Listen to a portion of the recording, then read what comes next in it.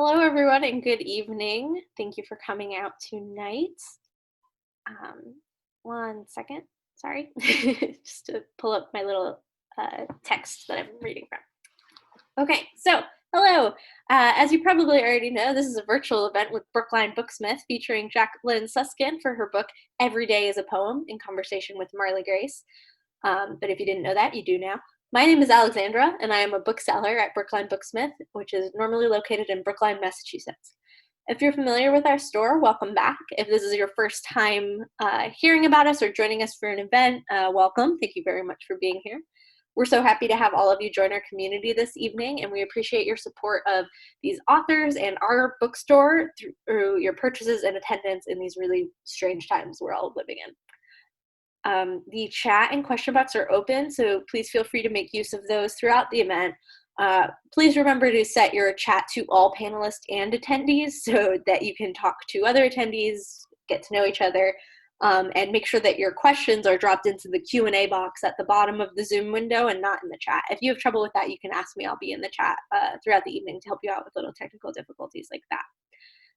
Please note that Brookline Booksmith has a strict policy against abusive behavior and language, and at our discretion, any attendee can be removed from an event for partaking in such behavior. I know none of you would dream of doing such a thing, but we like to say that just in case.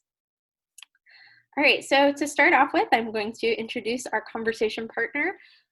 We are joined tonight by Marlee Grace, who is a dancer, writer, artist, and shape maker. She's the author of 2 books, How to Not Always Be Working, and most recently, Getting to Center.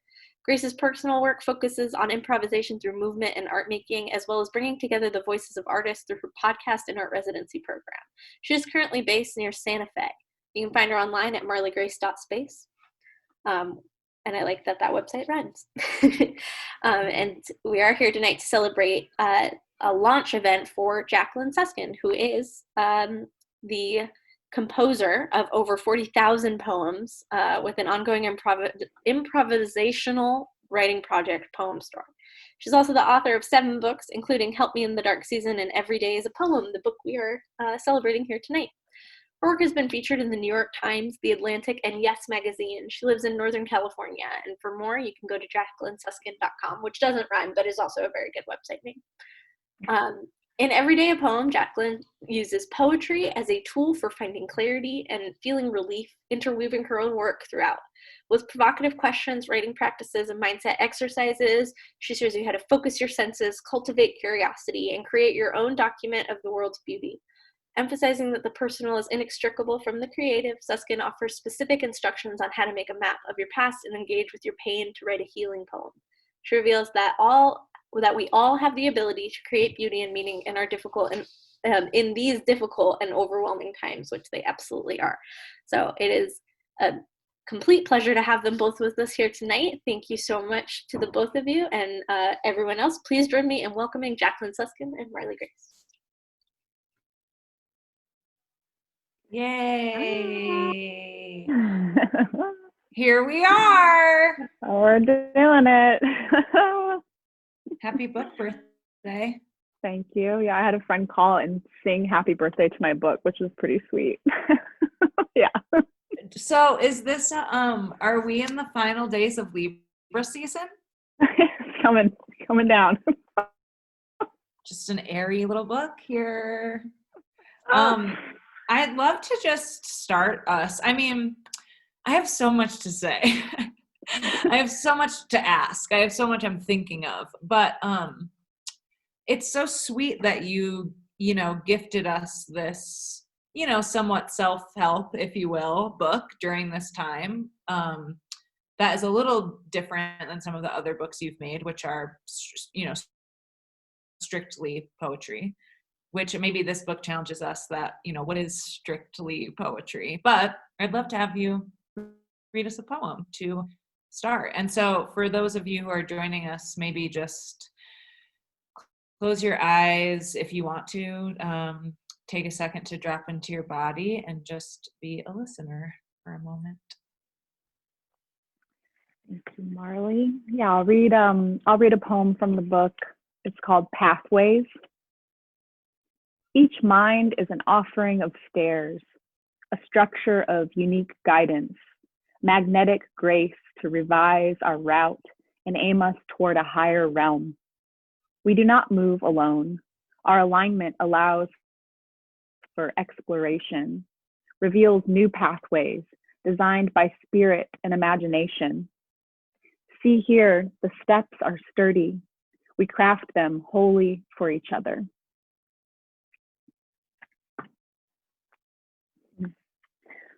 I love starting with that poem. That's exactly what this book is.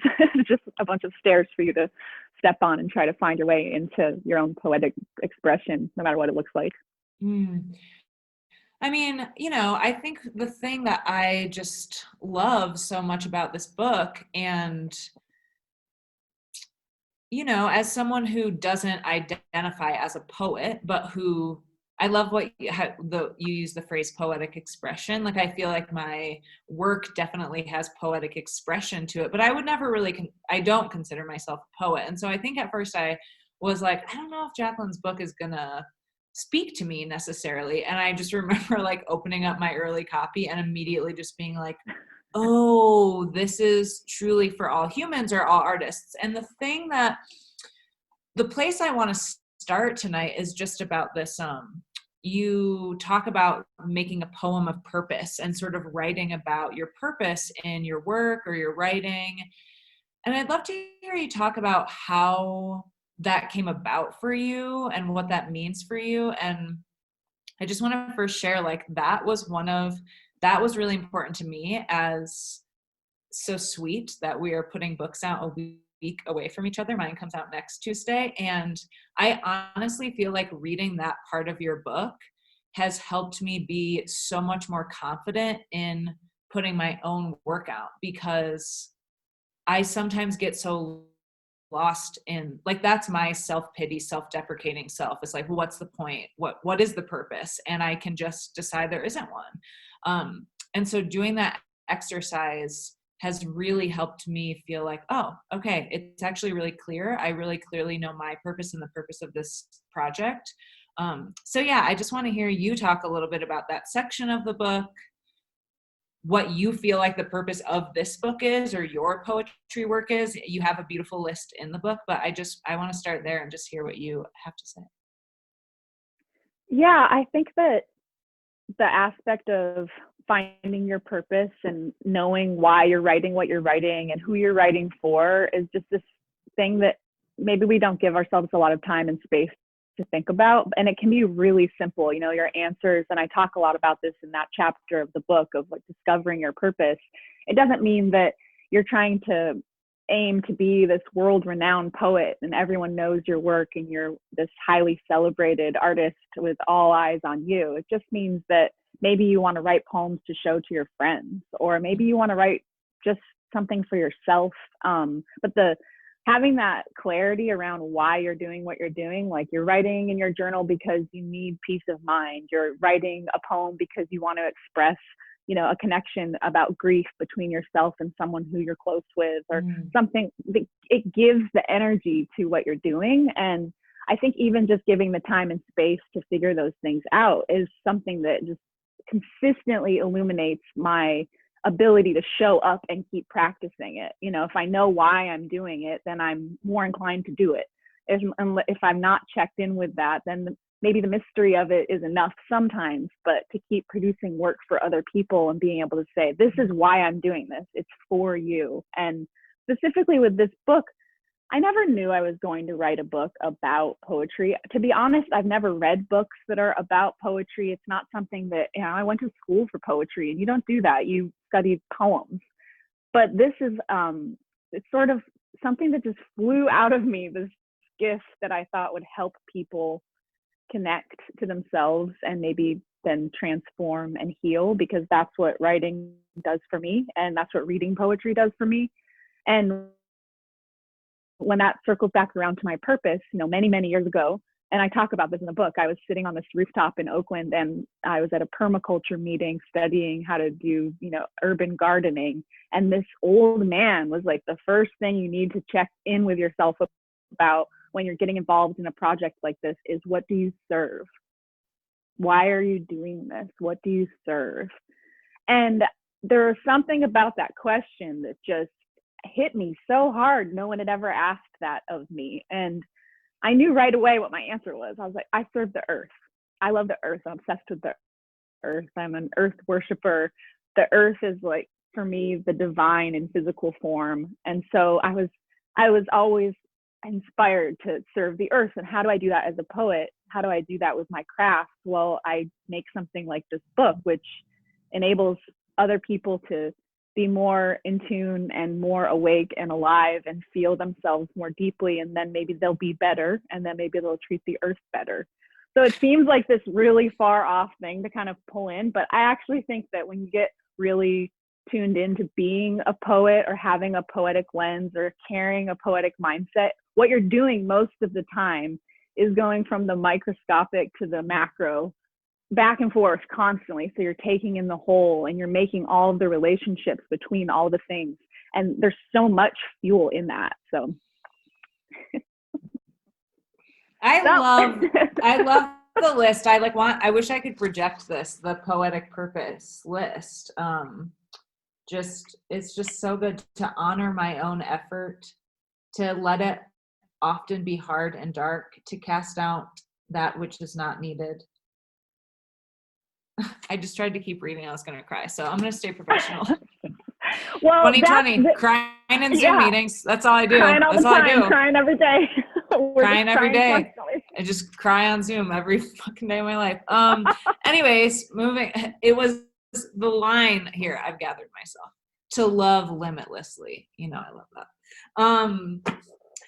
Well, I want to talk a little bit about meaning making, which is, a specific part in the book, but I think it's sort of like a thread that throughout, that is sort of what you just did, this interesting string of like, well, I serve the earth and this book is actually for this, but then it goes here. And I think something we share a little bit, and something that has been really heightened for me just lately, is almost too much meaning making, like in my life, like being like, well, if you do that, it means this, but if I do that, maybe it means this, instead of just letting things be. And you talk about meaning making as this incredible gift that we have as humans. It's like how we make art and make poems, and what a beautiful gift as an artist to have. And I'm finding lately this like butting heads with that part of myself, or I am just grasping for meaning everywhere, instead of like just being like, there's a rock on the ground.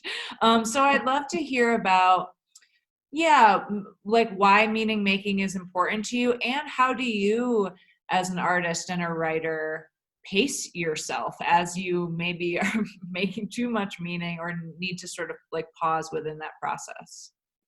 That's a really good point, because you can get kind of caught up in the process of meaning making and start to sort of unravel and see signs everywhere. And one of the things that I say in the book is meaning is a choice.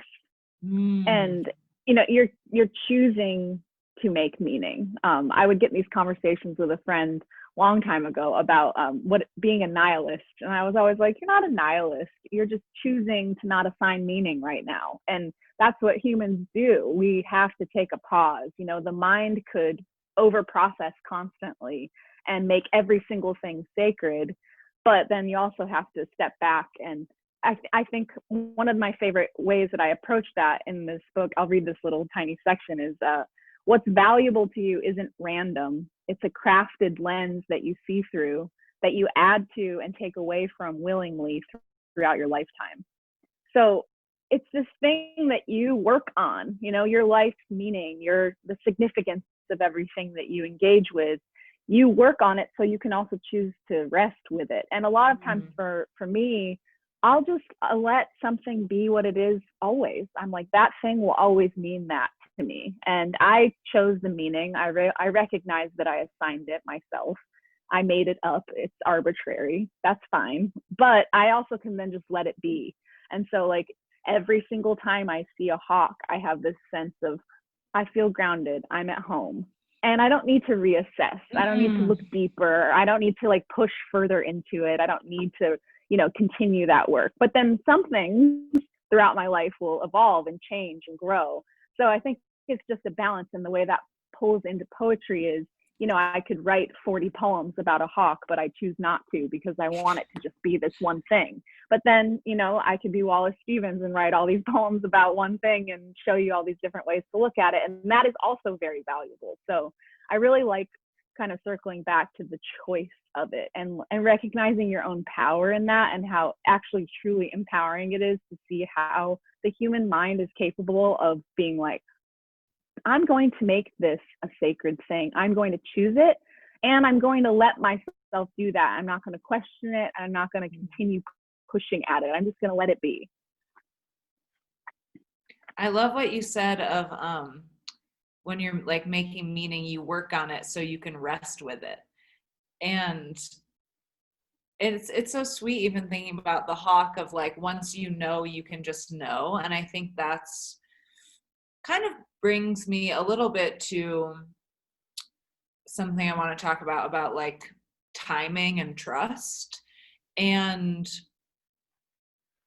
because that's part of it, right? It's like you've built trust in yourself with the hawk or with whatever it is that you're like, okay, I trust my relationship to this thing. I think 2020 has really tested our relationship with trust. And I see that sort of seeping into like some of my like relationships or my relationship to my work. And so this is your 7th book. We might say your 2nd self-helpish book, and well, it also has poems in it. And then you've written 5 poem books and just 1 million poems on little pieces of paper. So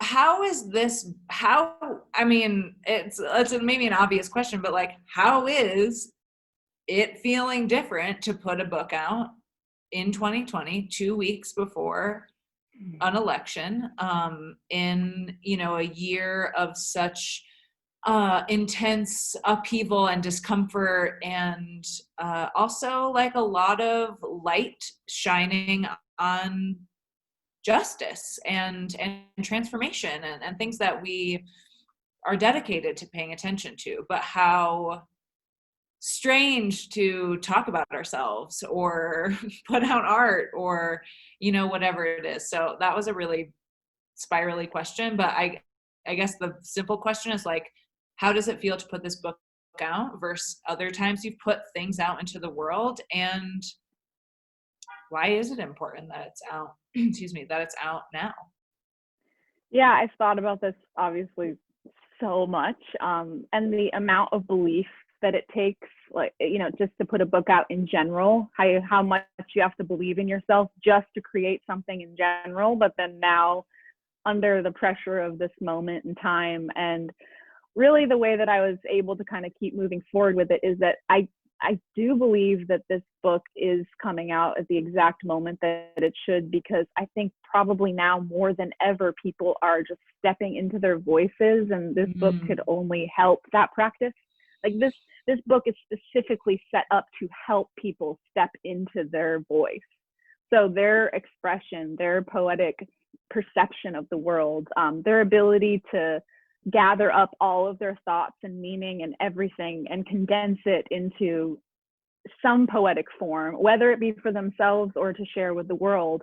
That the concept of, you know, the little subtitle of the book of like finding clarity and feeling relief and seeing beauty in everything, I think that that's like the specific spell work that people need to kind of enact right now.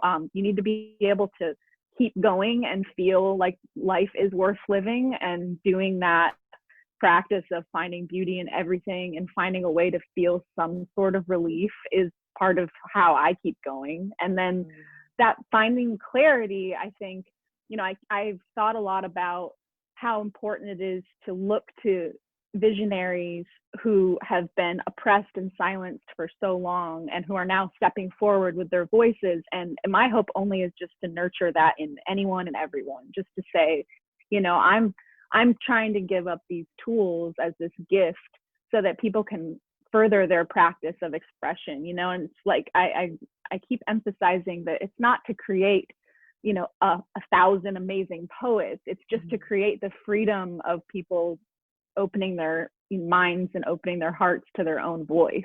So I think the way that ends up coming out in a moment like this is just to empower people's expression. And I do think that that's probably one of the most important things that can happen right now, like not to let people be bewildered in their silence, or to let people be confused about, you know, should I speak? Should I dig into myself? Should I do this healing work and then present it to the world? It's, you know, it's really important that we're all showing each other that right now. And I think poetry is just this really direct way to do that.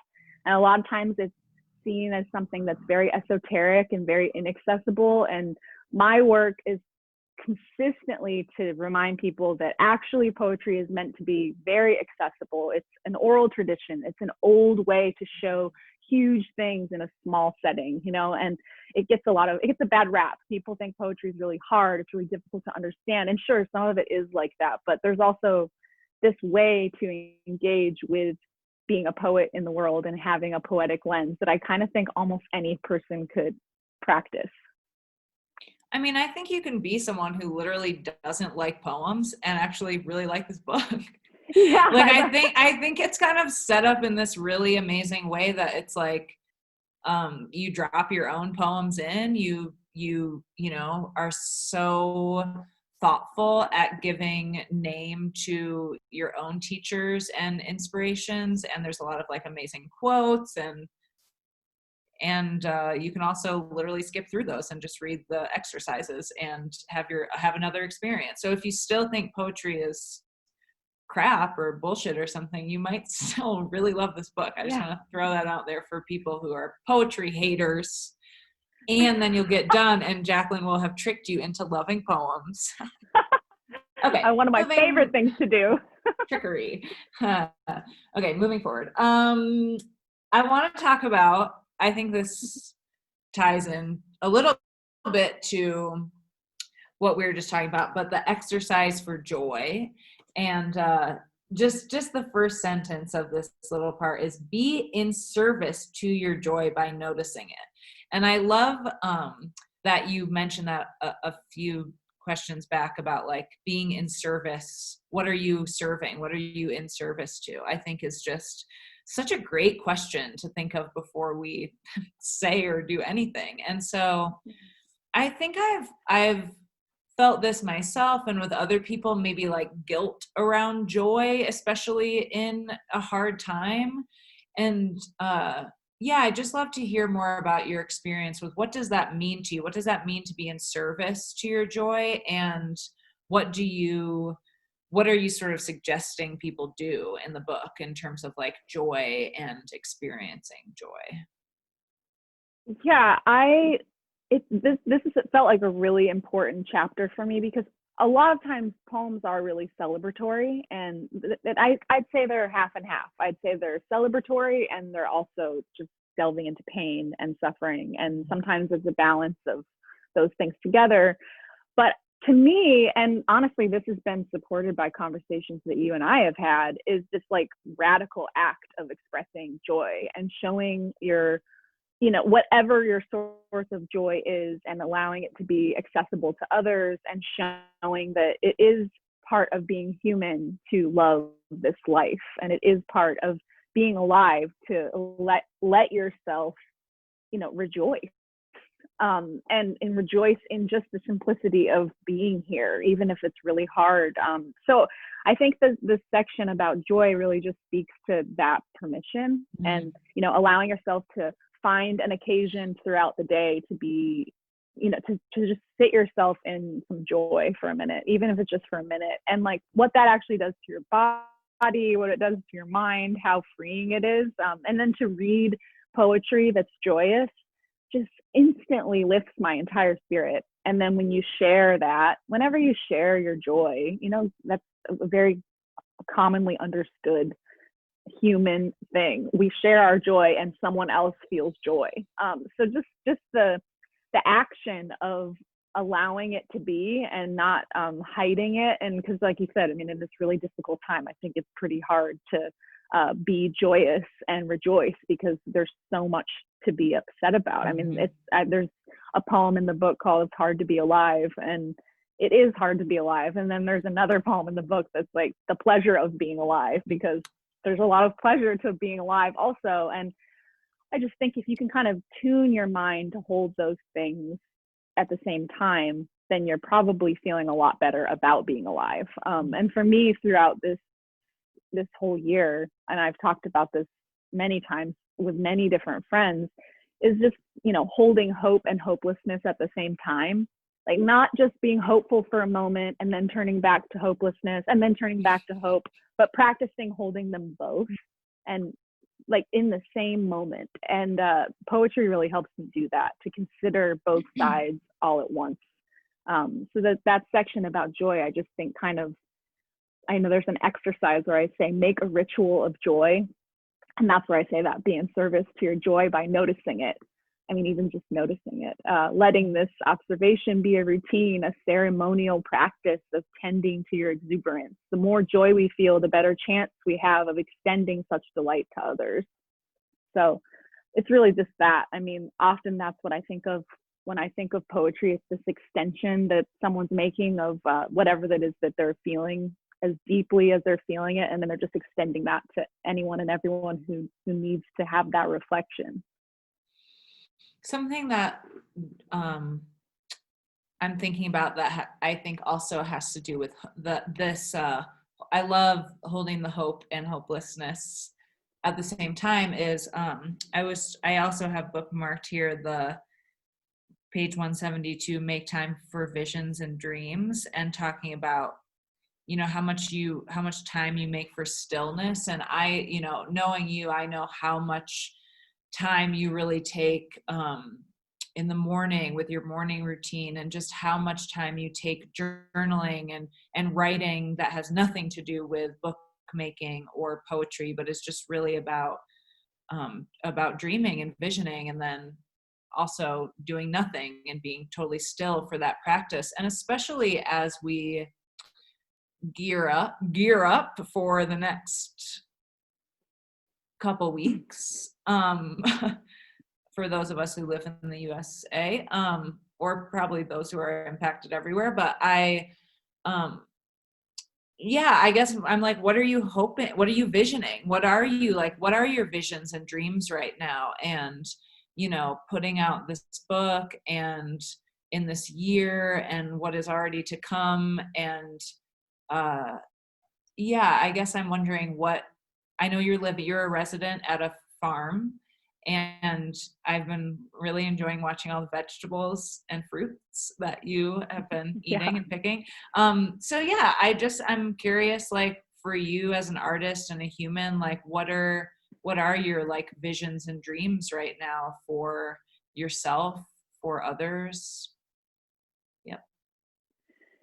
I think one thing that I try to reaffirm whenever I'm teaching or whenever I'm talking about my career or anything is that I leave a lot of time for visions and for dreaming, but I also don't grasp at anything. I'm not over here chiseling out the exactness of my future ever. And I think with the place that we're in, you know, politically and just the entire world and socially, everything, there's just so much need for this openness, a fluid openness. And that's actually how I feel about my creative process right now too. There are many things that I could work on, you know, in a different setting. I might be like grinding myself into the next project, but actually just because of the nature of how hard it is to exist right now, I'm letting myself have this space of actual uncertainty. And in that, I'm inspired just to kind of see what happens. And that means I'm preparing myself. I'm studying, you know, things that have happened throughout history that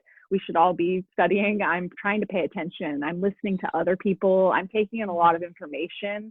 And so to be in that state is less about my own personal thoughts even. And sometimes they come through and I leave space for that. You know, I talk about a lot of like these little rules that I have for myself. Like I have a lot of rules of like not looking at the phone too much and not being, you know, engaged in social practice. And that's actually, I mean, clearly this year has made that a lot easier, but just giving myself a lot of time alone. And just watching what happens and watching the things that I gravitate towards, and even just seeing the responses I had this year at this residency of I made this little zine of some of my favorite poems that I wrote while I've been here, and all of them, I went back through it and I was like, oh, these are all very poignant moments in which I let a lot of space around what I was thinking and feeling, and an idea would build for a week or 2 weeks, and I would wake up in the middle of the night and write something down, and then get up the next morning and take it to my desk and be like, oh, this is the thing I've been processing for all this time. And I think when I talk about leaving space for your dreams and visions, that's what I mean. I mean, just don't be hard on yourself to know what it is you have to do. Just try to be prepared, try to study, try to do the things you can do every day, and also show up for it when you do have clarity, even if it's in the middle of the night. I love that. I have a few more questions, but I just want to prepare the audience that we are going to take Q&A questions. So again, if you want to put them in the Q&A chat, we will look at those shortly. I feel like the book is in service to this next question, which is less about what's in the book and is more about making a book. And, you know, something that I've always been drawn to you as a friend and an artist and an author is your confidence in yourself, is your ability to be like, yeah, I'm going to make a book. And I think that that is, you know, so often artists that I work with or talk to or peers have so much fear around putting work out, which we sort of talked about a little bit or touched on, but like this, it's like people don't even start. People don't even start because they're so afraid of putting something out in the world. And I know, can't remember exactly where it is, but I know there's a part in the book that does talk about like sharing your work. And so, yeah, I just love to hear, like, are you faking it? Are you faking it till you make it? Do you really believe in yourself? Like, what is like the inner workings of your soul when you are like putting work out into the world? I mean, if we're putting work out, we must think it's okay, pretty good, good enough, you know? So what does it take for you to believe in yourself and trust yourself and then give it to people? Yeah, I mean, I definitely come up against a lot of how will this carry on? I'm always like, I could, when it's happening, when it's coming out, when I wrote the book, like when it flew out of me, and the process of creating the book and seeing the words on the page and knowing that the project has so much worth is never really in question. But then when I start interacting with the world, it's a totally different story, because right. You know, you're hoping that people will receive the thing that you received, because to me the book is, I'm receiving it. It's something that's moving on through me. You know, it's not my ego that created the book. It's my ego, I guess, that has to deal with understanding how to present it to people. And that can be the tricky part. You know, I have no idea what that looks like. You know, I every time it moves ahead, I'm always surprised. It's never what I thought it would be. So a long time ago, I learned to just not care. I mean, I don't attach myself to, this is what it should look like. These are the numbers that should be attached to it. This is what it should feel like. You know, sometimes it doesn't feel good. Sometimes it feels like, I remember having a conversation with a painter friend of mine a long time ago about, and he was struggling just like, how do I keep creating these objects in the world? Like, we don't need more things. We don't need more things. And recently I just unpacked all of my books, which is probably why I'm sitting so happily in front of them. But I was like, what are all these books? And like, I'm making books. I'm adding to this weird thing. You know, you can easily, it's the hope and hopelessness. It's the same thing, you know, like the light and the dark. It's just holding it all at once. It's, yes, it can be meaningless. Yes, it can be meaningful. We get to choose each moment what it is. And so with my work, I just let myself be this channel. I let it pass through me. I'm who am I to stop that thing? I always think of language as this really sacred, magical, powerful tool that definitely is doing something for the great mystery. It is, trying to express something through us. And all I can do is be the person who lets that pass through me, and then I can give it to you, and I can continue to like reaffirm my own sense of purpose. But can I understand what that looks like in the future? I have no idea. But one thing I know for sure, and I think this is probably where the like well of my confidence always stays full, is I have seen person after person after person be moved by poetry in a way that is astounding. I have witnessed people weep over and over and over. And I was just telling this to a friend, like, I will never forget that. There will be no doubt in me that poetry is this healing, transformational tool, because I've seen over 40,000 people be moved by it, which is a very rare gift for a writer. Usually you're not quite sure, someone reads your book in private. You don't necessarily get to see someone react to your work like that. But to have been this poet in public with Poem Store, I have this incredibly unique lens to actually fully 100% know that this works. It's a way that the universe, or this, whatever you want to call it, is communicating something, reflecting something, healing, helping, however you want to say it. And I just know that that's true. So I kind of just hold on to that all the time. It's so beautiful to hear you talk about like the proof that I know that I just completely, when I start to go into self-doubt, the proof is gone. I'm like, I've never helped a single person. So I guess I'll just sit over here. Like there's no, it's so nice. Like, I love that. Like, I think that is also actually this sort of meeting point of like, where does the ego exist in the channeling to the presenting, to just be like, well, the number is 40,000. So that's a lot. It's like, it doesn't have to be like, I have written 40,000 poems. It's just like, I have proof that this many times that many humans had an experience. And so, and I love boiling it down to like new artists. If like, sometimes you are a perfect example. I have a few friends where I'm like, if Jacqueline likes my book, it's perfect. Like, you know what I mean? It's also like that simple. It's like, if one person likes it, I did my work. Yep. I have a next question that is actually sort of combined with Carolyn's question in the chat, which is, Carolyn asks, I only got my LaCroix here, my water bottles across the room. Do you write paper and pen or using a computer, and how do you organize your work and process? That was my question to you as well. Like when you were writing, especially maybe a little different to organize poetry versus this with so many like exercises and things like, what are the practicalities of writing a book, pen to paper? I know you work with your typewriter, this book. Tell us a little bit about the nitty gritty.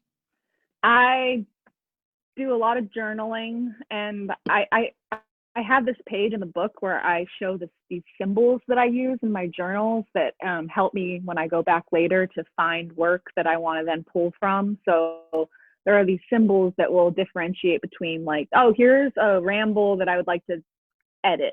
Here is a poem. Here is an idea that I want to expand upon later. And so I'll do a lot of, if I'm working on a specific project, I think like that a lot, where, my ideas will already be sort of in this structure. They come out that way. And I just draw these little symbols so that when I go back later, I can more easily access the work. And so specifically, if I'm writing a book of poems, then I'm going back through my journals, knowing what I'm working on and looking for these things that I left for myself. So that's been a really helpful method to kind of develop over the years. And then another way, I have all these little scraps of paper and things that I keep. I try to keep those things in place and plan on, again, like if I'm going to work on a specific project, I pull those things out. But when I'm actually making the book, having a huge empty floor space to see page after page after page, I'm a very visual person in that way. I have to see the flow of it, even to know like this poem comes before this poem, or this is how this chapter feels. So how long will this next chapter be? And with this book, it was just a whole new process. I've never created a book like this, and it was so fun. I just got really into like the design of it and knowing how I wanted it to feel. And it was a lot of work over and over again, like spreading all the pages out and sifting through. And I had written so many books of poems, and that seemed easy to me after this process. I was like, this is insane. But by the end, I'm holding this thing that I can see, the way I pay attention to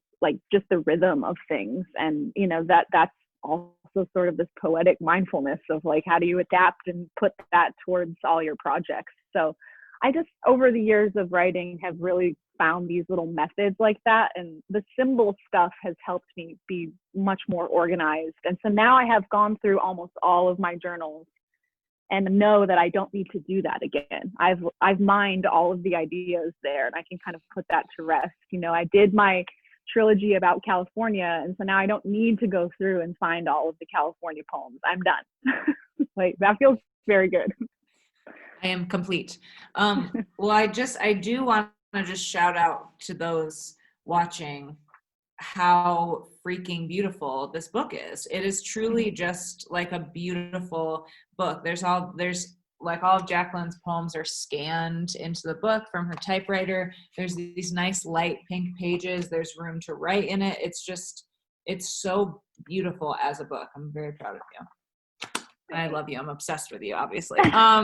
Okay, next question. You're going to love this one.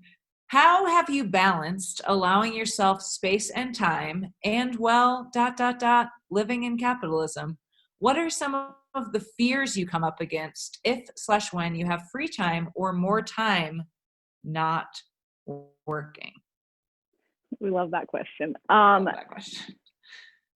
Well, I'm going to answer that question by saying, because I could talk about that for a very long time. Before we got on the call with everybody here, Marlee was like, we were saying what's going to happen next. And I was like, I'm going to rest, because this is just a funny conversation that I get in kind of often, which is, I'm a poet. I'm not making tons of money off of being a poet. This is not a venture that I was like, okay, I'm gonna I got this great plan for like monetary success. No, I do this because it's what I do. It's who I am. But with that said, I am alive in our world and living in this capitalist system. And I find myself having to constantly, again, going back to those rules that I make for myself, just be like, I am done now. Like the amount of work that I do is often unseen. It's often unprovable. And I often do not receive affirmation for it. And so I'm in charge of giving myself space around that and being like, okay, well, actually, like, this isn't feeling good right now, so I'm going to go to the woods. Or, oh, this isn't feeling good today, I'm going to watch TV and eat popcorn and just be like, I'm not working. I'm not turning my poetic mind on, especially because I feel like I want to be very careful about the line between being in service as a sacred thing and being in service as, a commodity. Using the expressive tool of social media, of any of these outlets for actual connection versus using them to like boost my sense of success. Because really the truth is, with this book, I have no idea what will happen with this book. It's there. It can be what it wants to be. If it's going to have this like big, beautiful, successful life and come into the hands of, millions of people, great. Like, I think it would serve so many people, but I actually don't have any control over that. I'm doing the best that I can, and I don't understand all of the avenues. I'm not going to. I don't want to. I don't want to engage in a way that's like so heavy hitting on the success side of it that I lose the like sacred quality of just being a poet. That's who I am. I can only balance the business side of myself so much, because it's not my first foot forward is never going to be that. And I already know that about myself. So I just kind of accept it and let it be. And I'll often have to just back off. but I could really talk a long time about that. Next question. Marlee. Do you have a life philosophy? Yes, it's in the book. Get the book and buy the book and read it. No, I'm just kidding. Go ahead. Well, I like that. I think that I can answer that simply, which is that I think being in awe is my life philosophy, just consistently. And that the whole first chapter of the book is about that, just being in awe and constantly returning to awe, and how the definition of awe is this like, wow, this reverence and wonderment, but it's also balanced with this fear and respect. And so I think that the feeling of seeing how magical and magnificent life is, and remembering to honor it and to be in awe of it and to appreciate it. And I just constantly turn myself back to that. And that seems to work for me. So when you write poem to poem, do you do much editing? For example, using the same word or similar phrase that you used in a previous writing? It depends on what I'm working on. With poem store poems, the spontaneous poems, I would repeat myself mostly because I'd be having this day where I'd be focusing on this thing and like wanting to give that idea to as many people as possible. I would always compare it to you write a poem that everyone reads in this one single edited form, but you're going to use this one word to express it. And I would want to give that word to everyone. But when I'm working on my books of poems, I edit heavily. I've had an editor that I've worked with for 15 years. And so those are two completely separate ways of approaching poetry, this spontaneous sort of letting it be whatever I want and repeating something for emphasis, and then editing just to make sure I get across exactly what it is I'm trying to offer. And there's a lot about editing in the book, because I actually think that editing, even though I've had this practice for 11 years of writing these non-edited poems, I actually think editing is this sacred act that it's like one of my most favorite parts of being a poet. So interesting. Is there a particular exercise or section in the book you'd recommend for someone feeling super anxious about the election? Maybe the section on joy, just to remind yourself to use that tool.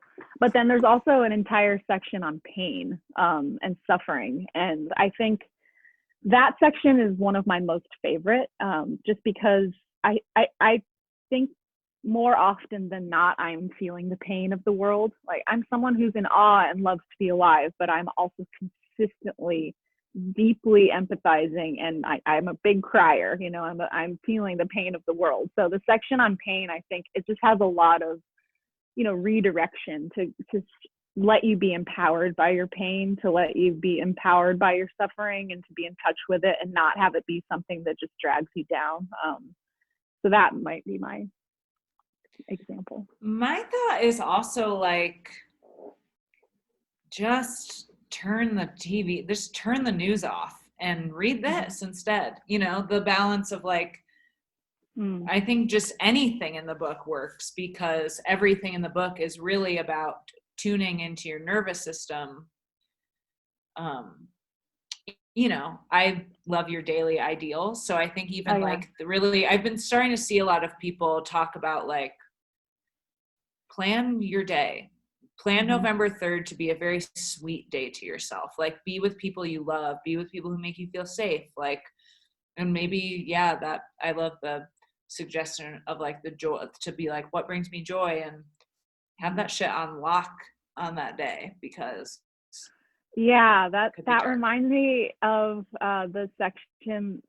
There's a chapter 9 is listening to the poetic universe, and it's all about like how to make room and space in your life to listen to the universe. And like it's a really thick chapter, because I have so many tools that I use in order to tap into that. And it's, it's not, a lot of times I think people will talk to me or interview me and think that everything just like comes to me, but I do a lot of work to be open to receiving, to taking care of myself and being in a position to allow life to be a thing that I can be in awe of. It takes a lot of work every single day. It's a consistent practice. And so that chapter listening to the Poetic Universe. I think that one offers a lot of actual tools of ways to kind of clear yourself, and that might be helpful too.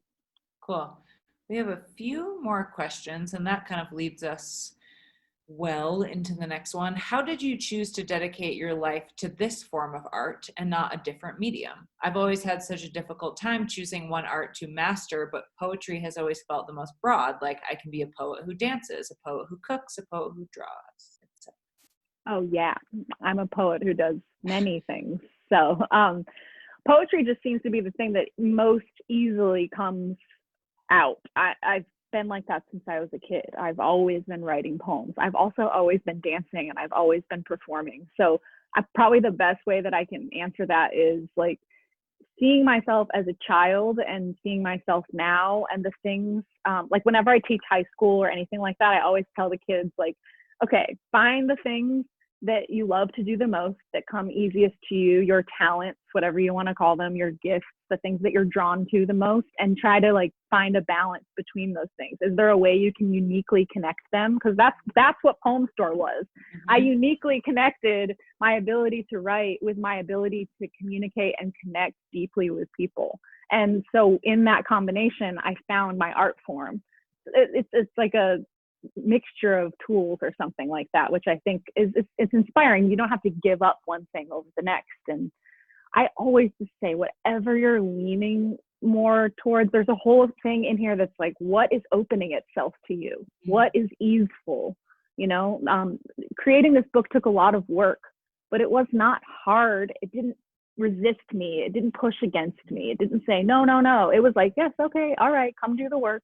You know, and I think things that are like that, there's a whole section that kind of walks you through figuring out how to find those things that are, you know, the universe opening a door for you, or however you want to call it. Cool. All right, we've got two more. How do you balance creating and editing at the same time when writing impromptu? Oh, well, whatever's happening to me while I'm writing impromptu poems is bizarre. I'm like in some weird trance, and I don't really know how to teach that except to say like practice. Because really, I've had a lot of people over the last 11 years be like, what is happening in your brain while you're doing that? And I have tried to figure that out. I have no idea. I'm not really hearing anything. Maybe I'll hear a first line. I don't really know what I've written until I read it to the person afterwards. So the balance is really actually just depends on me like taking care of my body and being present to let whatever that is happen. Mm-hmm.